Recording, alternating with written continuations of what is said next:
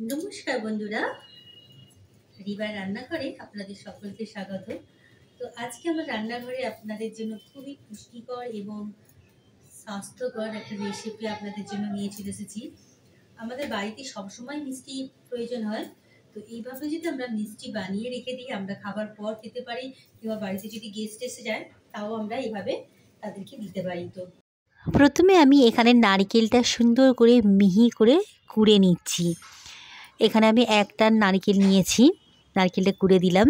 আর এখানে নিয়েছি কিছুটা তিলটা ভালো করে আমি পরিষ্কার করে, এটা আমাদের চাষের তিল, তো ভালো করে পরিষ্কার করে এটাকে আমি লাল লাল করে ভেজে দিলাম।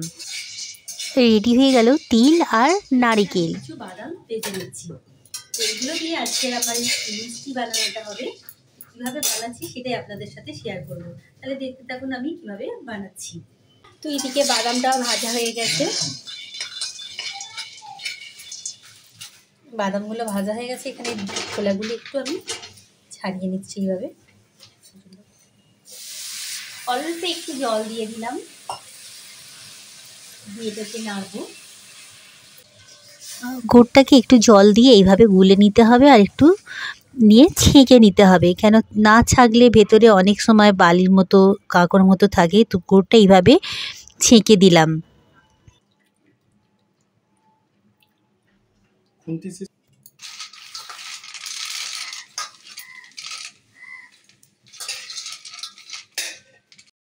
কড়ার মধ্যে প্রথমে গুড়টা দিয়ে দিলাম। গুড়টা দিয়ে এটাকে পাক করতে হবে যতক্ষণ না এটা মিষ্টি তৈরির মতো হয়ে আসছে, ততক্ষণ এইভাবে করতে থাকলাম। দিয়ে দিলাম কয়েকটা এলাইচির দানা, দিয়ে এটাকে আমি এইভাবে নাড়াতে হবে যতক্ষণ না এটা রেডি হয়ে আসছে। এখন হয়ে গেছে, গ্যাসটা অফ করে দিলাম। এই যে জুড়ে যাচ্ছে, মানে হয়ে গেছে। এবারে এগুলো ঢেলে দেওয়া হবে আস্তে আস্তে। নারকেল,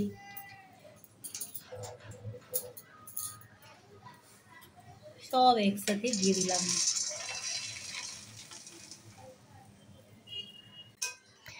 এইভাবে আরও এটাকে বেশ কিছুক্ষণ এটাকে বানাতে হবে, যতক্ষণ না পুরো একদম সব মিলে যাচ্ছে।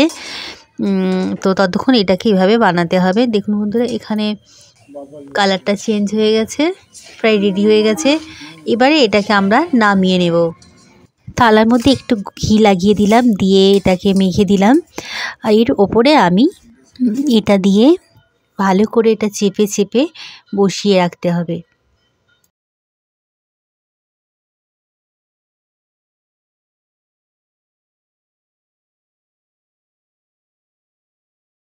এটা দিয়ে আমরা গোল গোল লাড্ডুও বানাতে পারি, তবে আমি লাড্ডুটা বানাচ্ছি না, এটা আমি এইভাবেই বানাবো। খুব সুন্দর করে চেপে দিলাম, দিয়ে এটাকে একটা জায়গায় ঢাকা দিয়ে দিলাম ঠান্ডা হবার জন্য।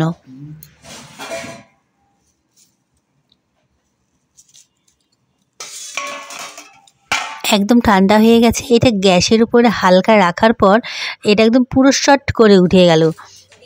খুব তাড়াতাড়ি বানিয়ে দিলাম আজকের এই মিষ্টিটা। তবে এই মিষ্টিটা বানানোর পিছনে আমি আমার হাজব্যান্ড দুজনে মিলে এটাকে আজকে বানালাম। আর বিশেষ করে উনিই এটাকে বানিয়েছেন সবটা, আমি অনেকটা হেল্প করে দিয়েছি, অল্প অল্প আমিও বানিয়েছি। এবারে এটাকে আমি খুব সুন্দর করে ছোট ছোট করে ভেঙে নেব, আর এটা রেখে দেবো। যখন এটা আমার মন করবে এইভাবে আমরা খেতে পারি। খুব সুন্দর হয়েছে, আর মচমচে নরম আর টেস্টি।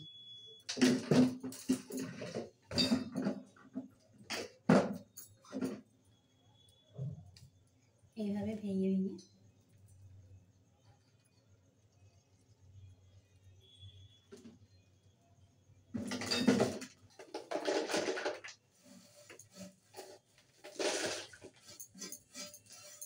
তাহলে বন্ধুরা, আমরা বাড়িতেই কত সুন্দরভাবে, খুব সহজ উপায়ে সুন্দরভাবে আপনাদেরকে শেয়ার করলাম এই মিষ্টিটা।